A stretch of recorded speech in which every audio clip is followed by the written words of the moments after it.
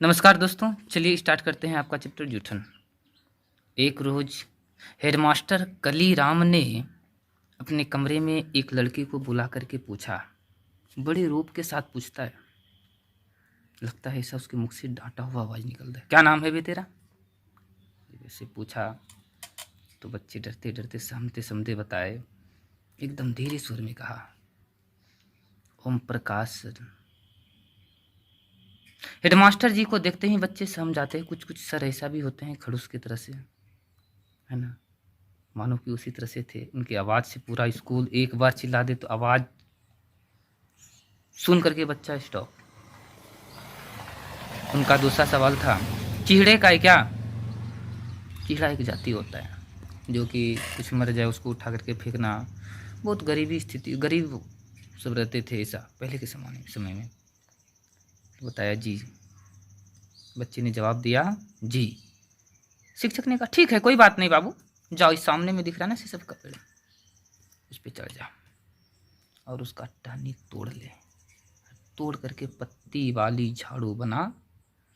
पत्ती वाली झाड़ू बनाने के बाद स्कूल को तुम पूरा का पूरा चमका दो जैसे कोई एक शीशा चमकता है।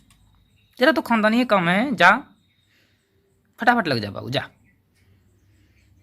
देखिए लेखक क्या किए, लंबा चौड़ा मैदान, कहने का मतलब उनके सामने था, है ना। साफ तो बेचारे कर दिए, जैसे साफ कर दिए क्लासरूम और खिड़की वगैरह बरामदे सब साफ की, तो तब तक शिक्षक चल करके चले आए उसी के पास, बच्चे के पास।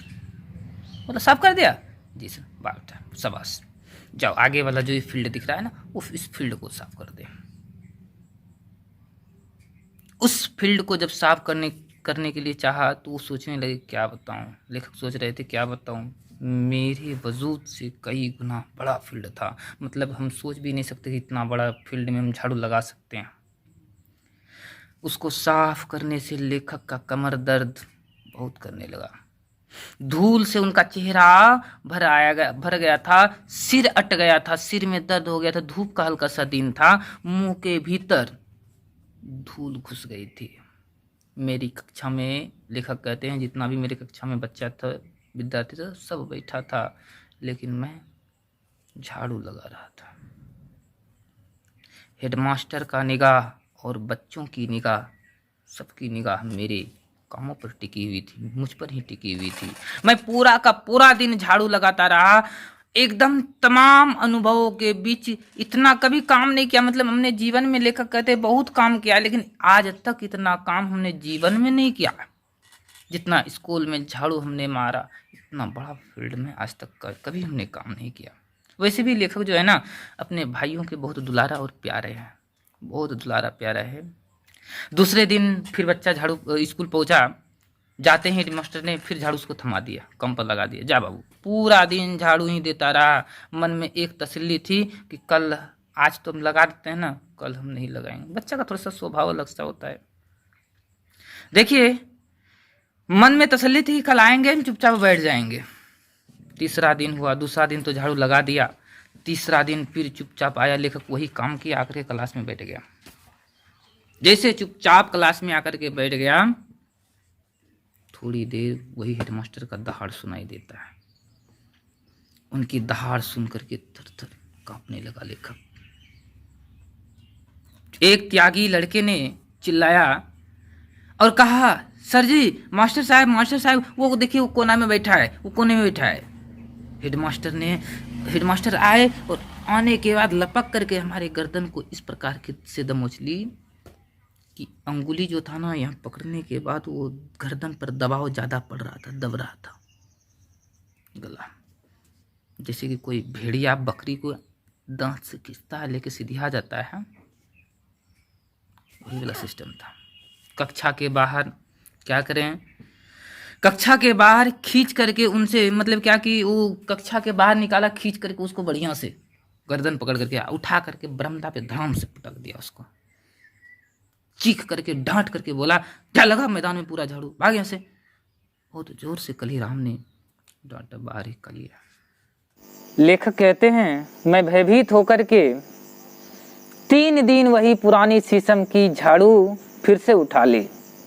मेरी तरह एकदम से उसके पत्ते एकदम से झड़ने लगे थे।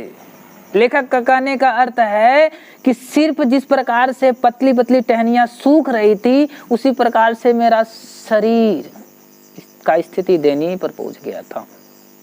मेरे आंख से आंसू बहने लगे थे। रोते रोते रोते रोते झाड़ू लगाने लगा। स्कूल के कमरे, खिड़की, दरवाजा सब मैंने साफ किया। मास्टरों का और लड़कों का आंख जो था छिप छिप करके सारा तमाशा मेरा ही देख रहा था। देखो कहते हैं मेरा जो शरीर का रोम रोम जो है यातना की गहराई में अर्थात खाई में लगातार गिर रहा था। हिम्मत चूर हो रहा था कि क्या हम करें, समझ में नहीं आया। फिर भी बेचारे बच्चे मेहनत कर रहे हैं। देखिए क्या अचानक घटना होता है कि मेरे पिताजी अचानक स्कूल के सामने से ही गुजर रहे थे। मतलब लेखक के पिताजी अचानक स्कूल के सामने से जा रहे थे और मैं स्कूल के मैदान में जो था ना, फील्ड में मैं झाड़ू लगा रहा था। झाड़ू लगाते हुए देख करके बाहर से आवाज दे करके बोला, मुंशी जी क्या कर रहा है तुम? पिताजी बोलते हैं बड़े प्यार से, उसका नाम मुंशी जी घर में कहते थे लेखक को, बड़े प्यार से कहते हैं, अरे मुंशी जी क्या हो गया, क्या कर रहा है तू? वे प्यार से मुंशी जी उन्हें कहते थे। जैसे ही लेखक का नजर पड़ा पिताजी पर, बेचारा पहले से तो रो ही रहा था, जैसे पड़ा और उनका फपकना शुरू हो गया। कोई छोटा बच्चा अपनी माँ को कुछ मिनट से ना देखा हो, कुछ समय से पहले से, और अचानक वो रो रहा है, उसकी माँ आ गया तो और ज्यादा रोने लगता है। वही स्थिति इनका हो गया। मुझे रोता देख करके बोला, अरे अरे क्यों बाबू, क्यों रो रहे हो? मुंशी जी, अरे रोते नहीं बाबू, ठीक से बोलो क्या हुआ? दुलार प्यार से पूछे। देखिए लेखक कहते हैं मेरी हिचकियां बंद गई थी। हिचक करके हमने पूरी बात अपने पिताजी को बता दिया। 3 दिन से पिताजी हमें से झाड़ू लगवा रहे हैं सर, हमको पढ़ने नहीं दे रहे हैं, कक्षा में बैठने नहीं दे रहे हैं। पूरा बहुत रोकते हुए हमने कहा। पिताजी ने मेरे हाथ से झाड़ू छीन करके एकदम फेंक दिया, उसे उठा करके छीन करके। जैसे छीन करके फेंके, मेरे पिताजी के आंख में समझिए कि गर्मी उतर आई। गर्मी उतरने का मतलब मेरे पिताजी का गुस्से से आंख लाल पीला हो गया। मुहावरे का अर्थ है। दूसरों के सामने हमेशा मेरे पिताजी जो कमान बन करके रहते थे, वो आज उनकी लंबी लंबी मूछें, उनकी दाढ़ी फड़फड़ाने लगे, चीखने लगे मेरे पिताजी गुस्से में। कौन मास्टर है रे? कौन मास्टर है जो मेरे बेटे से इतना दिन से तुम झाड़ू लगवा रहा है? कौन है? जब पिताजी उनको डांटे तो पिताजी की आवाज उस पूरे स्कूल में गूंज गई थी।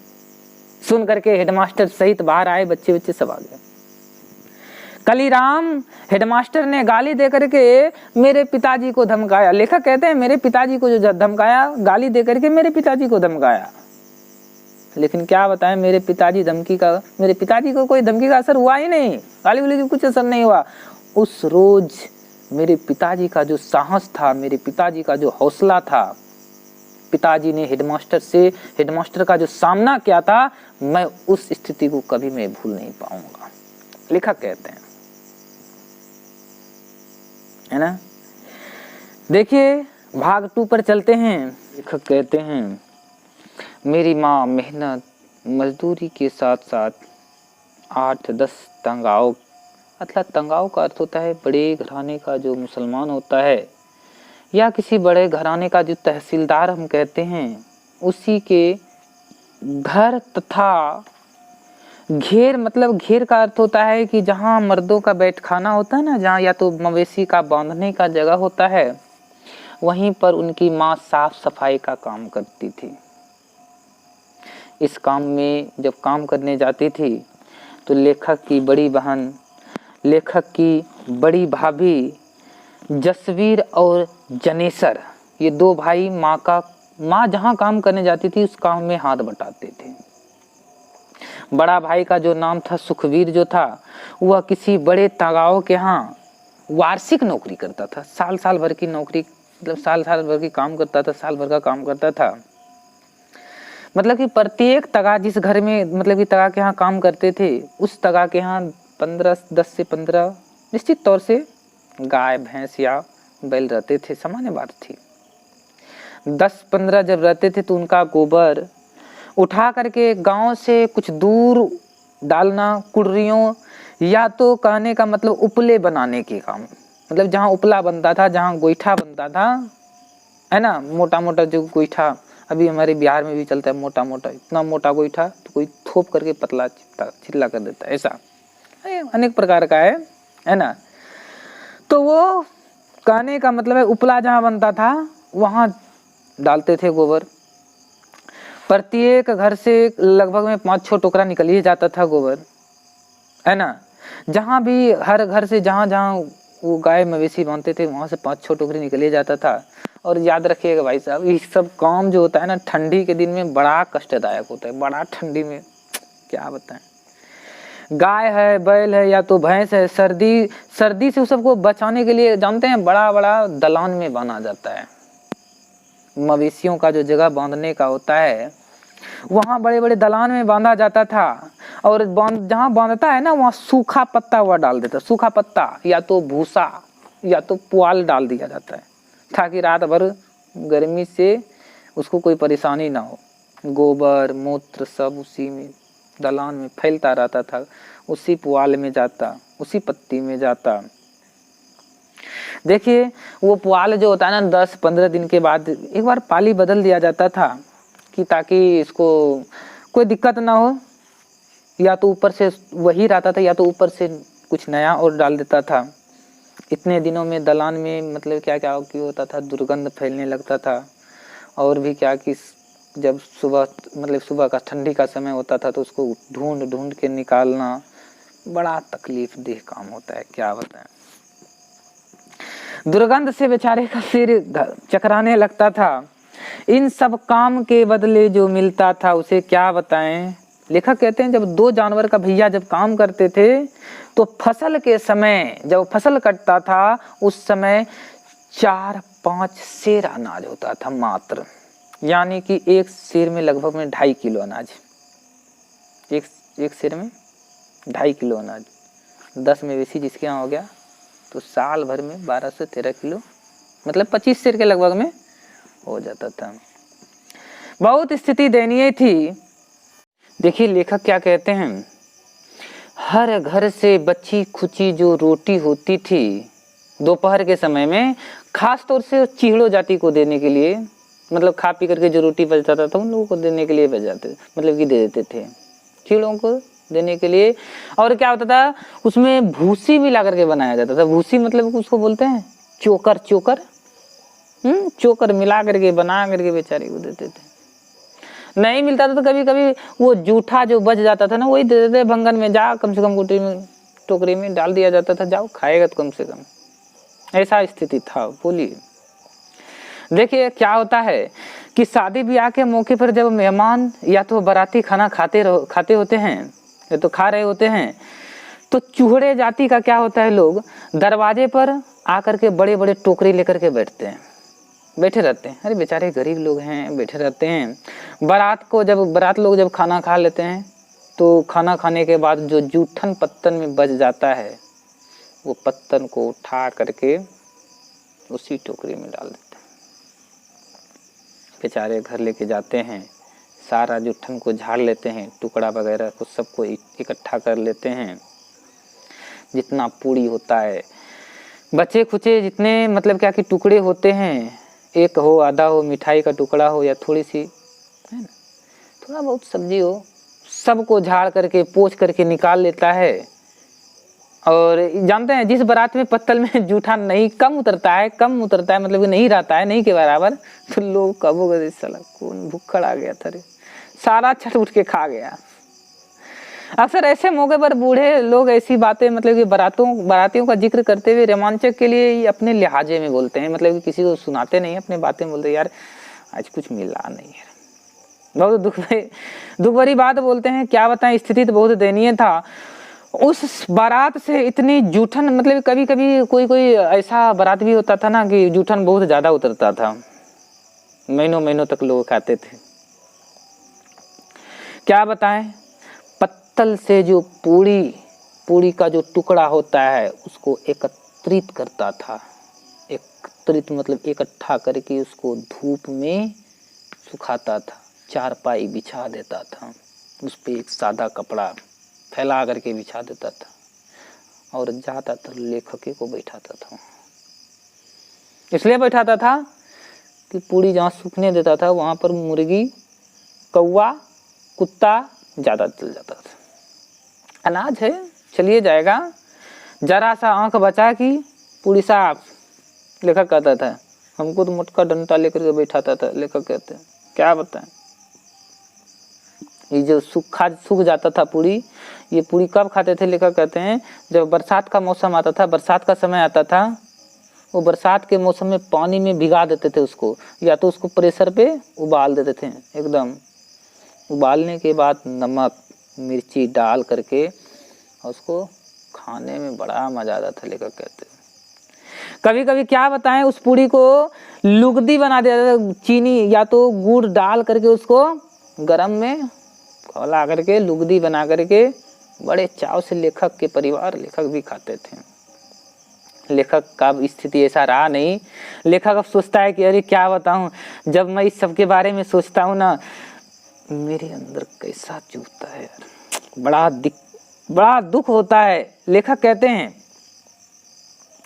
कांटे जैसे उगने लगते हैं मेरा जीवन कैसा था हे प्रभु, दिन रात काम करना पड़ता था, मर खप करके हमारे पसीने की कीमत, हम इतना काम करते थे, खून जलाते थे, पसीने निकालते थे, काम के बदले ये हमको एक जूठा मिलता था, जूठन।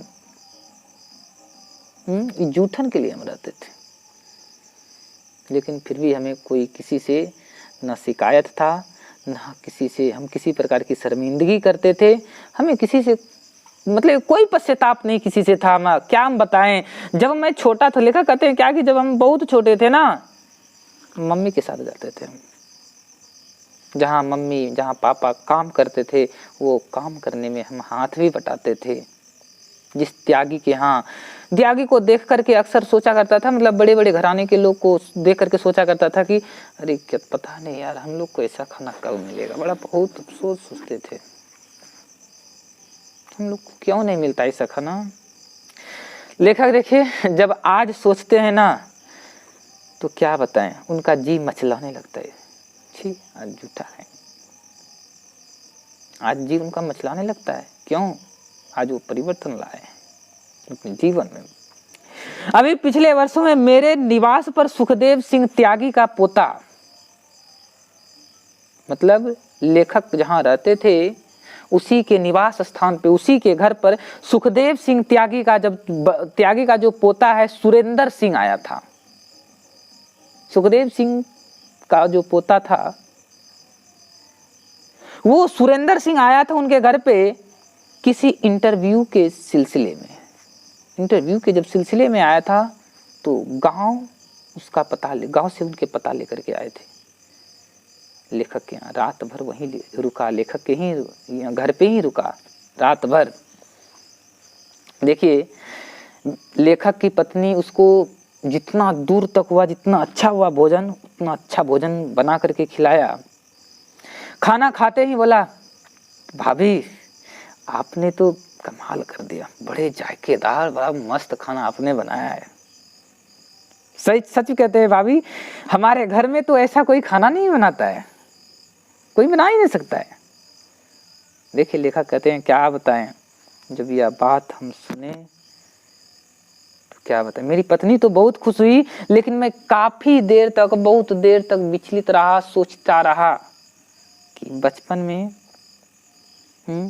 बचपन की घटना स्मृति का दरवाजा खटखटाने लगी। मतलब बचपन में जो स्थितियां बीती थी मेरे साथ, आज किसी के दरवाजे पर मेरे साथ ऐसा घटनाएं घटा था कि क्या बताएं।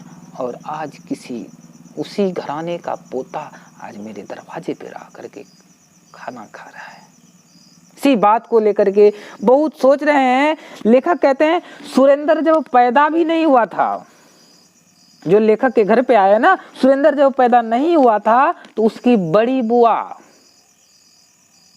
मतलब कि सुरेंद्र का जो बड़ी बुआ है, सुखदेव सिंह त्यागी की मतलब लड़की जो है, उनकी शादी जब थी तो उसके यहाँ साफ सफाई का काम लेखक की माँ करती थी।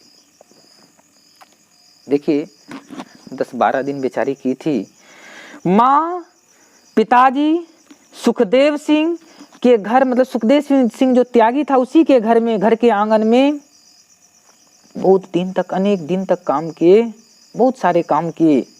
बेटी की, हाँ भाई ऐसा भी होता है ना कि बेटी की शादी है तो मतलब कि गांव भर का इज्जत। बेटी की शादी का अर्थ गांव भर का इज्जत, कहीं कोई कमी नहीं रह जाए। सब लोग सोचने लगते हैं कि कोई चलो कोई यह काम करो, कोई वो काम करो, सब लोग मिलजुल करके काम करने लगते हैं। आज गांव का रीति रिवाज भी ऐसा ही है। आज भी गांव, उस समय क्या होता था कि चारपाई, जो खटिया जो होता था, चारपाई या चौकी जो होता था, वो ढो ढो करके इकट्ठा करते थे। उनके पिताजी भी किए। बारात खाना खा ही रहा था।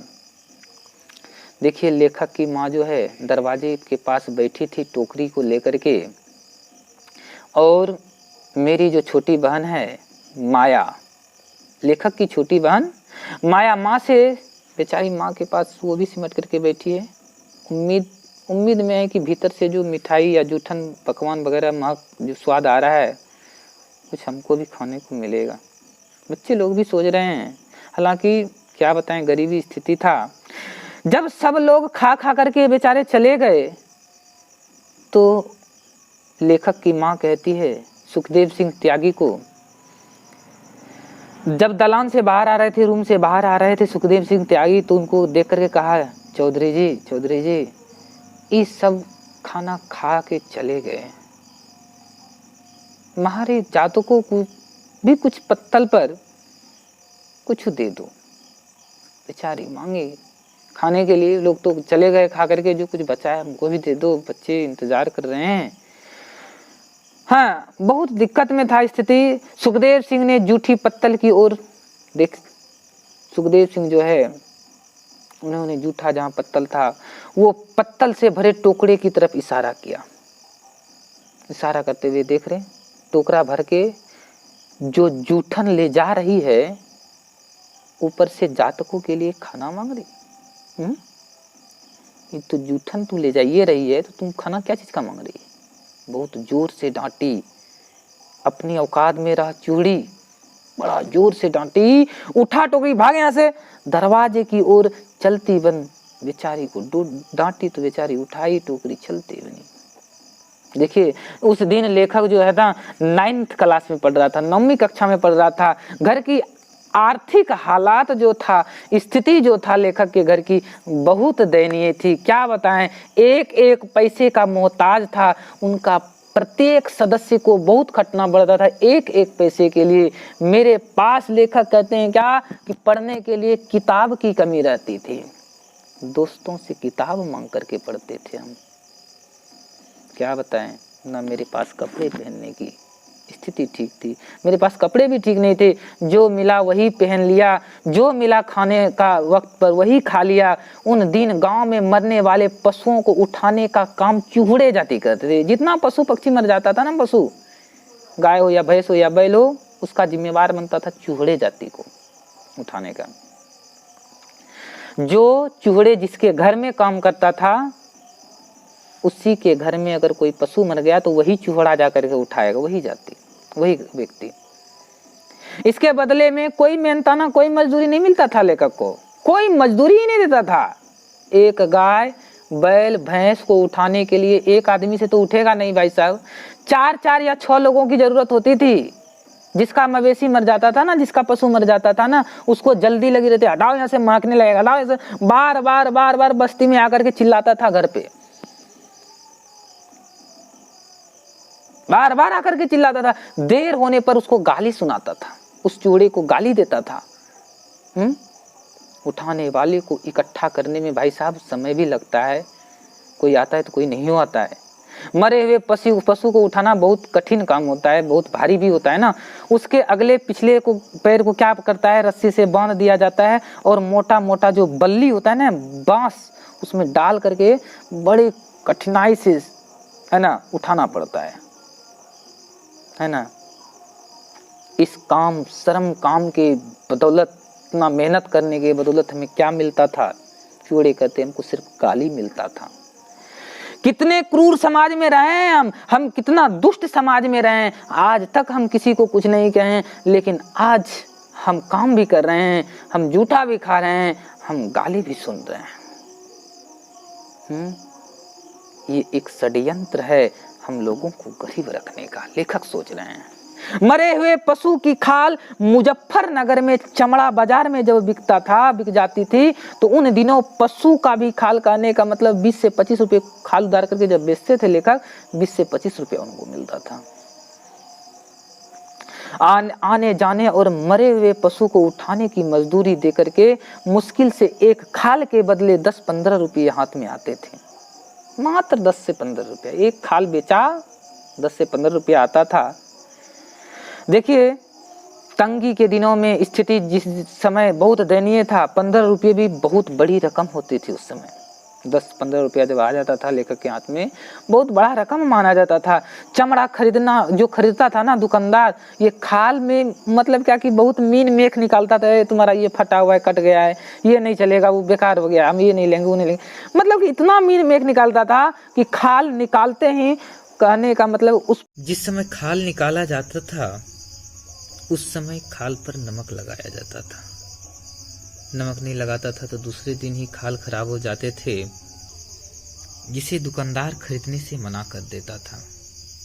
एक दिन का घटना क्या हुआ, एक रोज ब्रह्मदेव तागा का बैल खेत से काम करते हुए जब लौट रहे थे तो रास्ते में ही गिर पड़ा। बेचारा बैल उठ नहीं पाया, वहीं पे मर गया। कुछ देर बाद ब्रह्मदेव तागा ने लेखक के घर जाकर के कह दिया, खबर कर दिया। उस दिन क्या हुआ घटना कि उनके पिताजी भी घर में नहीं थे और उनके बड़े भाई जो जनेसर था वो भी किसी रिश्तेदार के यहाँ गए थे। घर पे उनकी माँ थी, उनकी बड़ी बहन जो माया है वो थी, और सबसे बड़ी भाभी जो देवी ही रहती थी वो जसवीर उन दिनों देहरादून में मामा के पास था।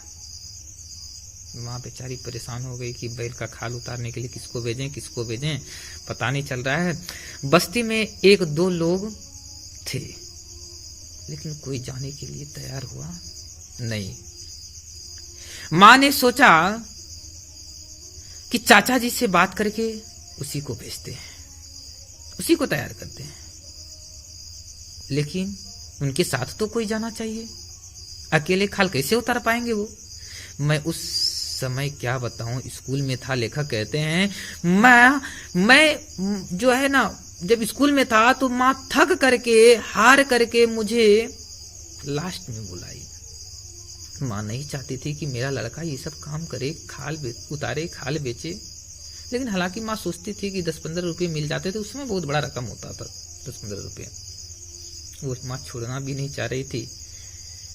लास्ट में चाचा के साथ मुझे लगा ही दिए, और मेरे चाचा जो है ना सोलहड़ कामचोर है ना, बस सारा दिन एकदम ढोल, कहने का मतलब है ढोल और ताश के पीछे लगे रहते थे, ताश के पीछे।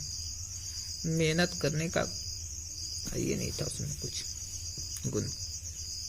मेरी मम्मी को फिक्र लगा रहता था कि ये जो लेके गया है बैल, इससे पहले फेंकते फेंकते कहीं गिद्ध या तो कोई जानवर ना टूट पड़े। माँ को चिंता लगा रहता था। चाचा ने खाल उतारना शुरू किया, मैं उनकी मदद कर रहा था। लेखक चाचा जी का मदद कर रहे थे। चाचा का हाथ धीरे धीरे धीरे धीरे चल रहा था। पिताजी के जैसा कुशलता उसमें था नहीं, एक्सपीरियंस था नहीं। थोड़ी देर बाद जब वो थक गए उनके चाचा जी ना, बैठ करके बीड़ी फूकने लगे। चाचा ने कहा, बाबू ले ले, थोड़ा सा तू छुरी पकड़ तो, काट तो उसको, छील तो। धीरे धीरे वो खाल उतारने लगे। बेचारा का हाथ भी छुरी चलाने में कांप रहा था। अजीब संकट में बेचारा फंस गया। चाचा ने छुरी चलाना ढंग से सिखाया नहीं था, लेकिन लेखक के अंतर्गत में बहुत कुछ था, है ना, बहुत कुछ सोच करके वो रखा था, लेकिन वो आज सब टूट रहा था। चाचा हिदायत पर, चाचा की बात पर मैंने बैल की खाल उतारना शुरू की। लग रहा था कि मैं बड़े गहरे दलदल में फंस गया। लेखक सोच रहे थे क्या हम कहाँ आकर के फंस गए, पता नहीं। हे राम, जहां से मैं उबरना चाहता था, जहां से मैं निकलना चाहता था, उसी हालात, उसी दलदल में आकर के फिर मुझे घसीटा जा रहा है। मेरी पीढ़ी इसी काम करते हुए चले जा रहे हैं, यही काम को, और आज हम फिर वही काम कर रहे हैं। चाचा के साथ वही तपती हुई धूप दोपहरी, मतलब कि उस यातना में जो यातना भोगा था लेखक, बहुत दुखमय था, जो है ना, कड़ाके की धूप में आज भी उसके तन पर जख्म है, ताजा जख्म है, वो भूले नहीं है लेखक। जैसे जैसे खाल उतर रहा था, लेखक के अंदर भीतर रक्त जम रहा था। बहुत दुखमय स्थिति था, मतलब बहुत क्रोध। वो सोच रहे थे कि हे प्रभु, हम क्या वो करना चाह रहे थे, हमें क्या हमसे हो रहा है। खाल उतारने में हमें कोई, कहने का मतलब है कई घंटे लग गए बेचारे को, लेखक के कई घंटे लग गए खाल उतारने में। चाचा ने खाल को जमीन पर उसको पूरे तरीके से फैला करके पलटा करके रख दिया। उस पर जो खून लगा था, मतलब कि खून मिट्टी ने सोख लिया, जमीन ने सोख लिया। फिर चाचा ने खाल को समेटा और चादर में बांध दिया, गठरी बना करके कस के। लगभग में 2 मील वहां से उनका घर था लेखक का। बोझ के कारण चाचा दौड़ते जा रहे थे। मैं पीछे से छुरी लेकर के मैं भी भागते चला जा रहा था चाचा के पीछे। लेखक कह रहे हैं, बसेड़ा जाने वाली पक्की सड़क से हम, मतलब लेखक और उनके चाचा वहां पक्की सड़क पर पहुंच गए, बस अड्डा के आसपास पहुंच गए थे। गठरी सीट से उतार दिया उनके चाचा, अपने सीट से उतार दिया। चाचा बोलने लगे, बेटा तुम यहां से लेके जाओ, मैं थक गया हूं, अब हमसे नहीं होगा।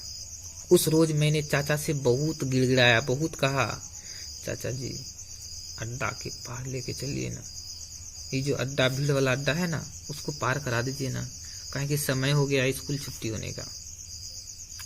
मेरे स्कूल में सभी साथी हैं, ये सब देख लेंगे, तुमको अच्छा नहीं लगता है। रोने लगे, गिड़गिड़ाने लगे, रुआसी की आवाज से कहने लगे चाचा को। लेकिन उनके चाचा थोड़ा सा भी नहीं पसीजे, उनके बात को नहीं समझे। गठरी उठा करके जबरदस्ती उनके माथा पर डाल दिया। चल। गठरी का वजन लेखक के वजन से बहुत ज्यादा था, मजबूरन चलना पड़ रहा था। बस अड्डे की परिचित भीड़ से मैं उस रोज जिस तरह से निकला, क्या बताएं, वो आंख बचा बचा के सबका निकला। मेरा मन जानता है, मेरा ही दिल जानता है, क्या बताएं। हमको डर सता रहा था, एक यही डर हमारा पीछा कर रहा था कि कोई देख लेगा ना मेरे साथ पढ़ने वाला, तो मेरा पूछेगा तो क्या हम बताएंगे, मजाक उड़ाएगा मेरा दोस्त। उस समय घर तक पहुंचते पहुंचते लेखक का टांग जवाब दे दिया था, चल नहीं पा रहे थे। लग रहा था कि अब गिर जाएंगे, अब गिर जाएंगे, अब गिर जाएंगे। गांव के किनारे किनारे चलता चलता लंबा चक्कर काटता हुआ बच्चा वो घर गया। जैसे बस्ती पहुंची, जैसे ही माँ उसकी देखी, उस हालत में माथा पर गठरी है, शरीर में खून लगा हुआ है। मैं सिर से लेकर पांव तक मेरा जब शरीर गंदा पड़ा था, तो बड़ी भाभी ने उस रोज माँ को कहा, माँ जी हम भूखे रह लेंगे, इसको गंदगी में ना घसीटो। उसकी माँ भी बहुत रोने लगी। भाभी के यह जो शब्द निकला, यह शब्द आज भी लेखक के लिए अंधेरी जो है वो रोशनी में रोशनी बनकर चमकते हैं। मैं उस गंदगी से बाहर निकल आया हूँ। लेखक कहते हैं अब मैं उस गंदगी में नहीं जिंदगी जी रहा हूँ, लेकिन लाखों लोग आज भी उस गंदगी में घिनौनी जिंदगी जी रहे हैं, पता नहीं। चलिए मिलते हैं, धन्यवाद, जय हिंद।